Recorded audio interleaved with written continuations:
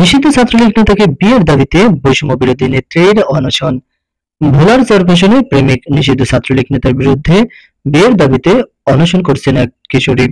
নিজেকে বৈষম্য বিরোধী আন্দোলনের সহ সমন্বয়ক দাবি করা ওই কিশোরী গত 5 দিন ধরে প্রেমিকের বাড়ির সামনেই অনশনে বসে আছেন।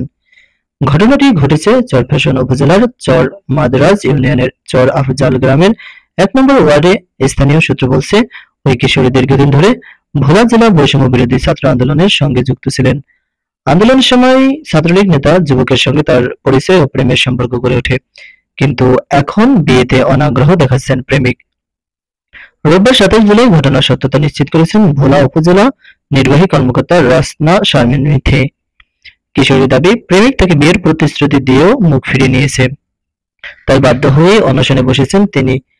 এদিকে 5 দিন ধরে চলা এই অনশনের কারণে এলাকায় চাঞ্চল্য ছড়িয়ে পড়েছে। কিশোরী জানান, সে এবার এসএসসি পরীক্ষায় অংশ নিয়েছিল, তবে ব্যবহারিক পরীক্ষা না দেওয়ায় সে অকৃতকার্য। তার দাবি, তার প্রেমিক কিশোর নিষিদ্ধ ছাত্রলীগের রাজনীতির সঙ্গে জড়িত। বৈষম্য বিরোধী আন্দোলনের সময় তাদের পরিচয়, পরে বন্ধুত্ব ও প্রেমে রূপ নেয় তাদের সম্পর্ক।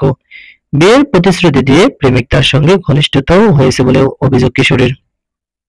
এদিকে ওই কিশোরীর মা বাবা তাদের ছেলেকে নির্দোষ দাবি করে বলেন, আমাদের ছেলে নির্দোষ, একটি মহলের ইন্ধনে অহেতুক ভাষাতে এই ষড়যন্ত্র চলছে। এ বিষয়ে ভোলা উপজেলা নির্বাহী কর্মকর্তা রাসনা শারমিন মিথি বলেন, ওই তরুণী থানায় বা উপজেলায় লিখিত অভিযোগ দিলে আইনগত ব্যবস্থা নেওয়া হবে।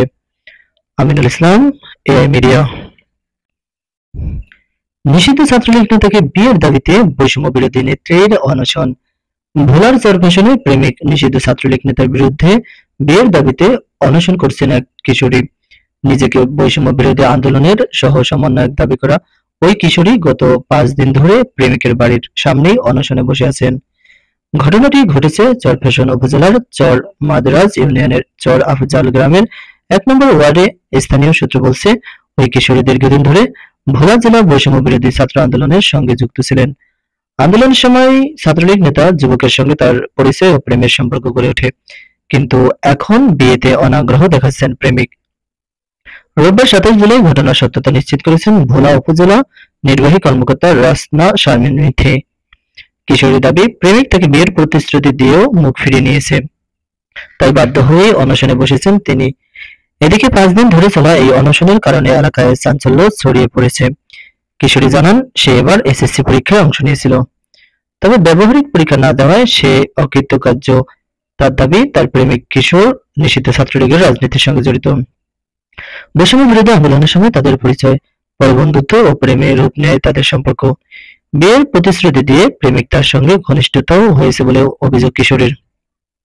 এদিকে ওই কিশোরীর মা বাবা তাদের ছেলেকে নির্দোষ দাবি করে বলেন,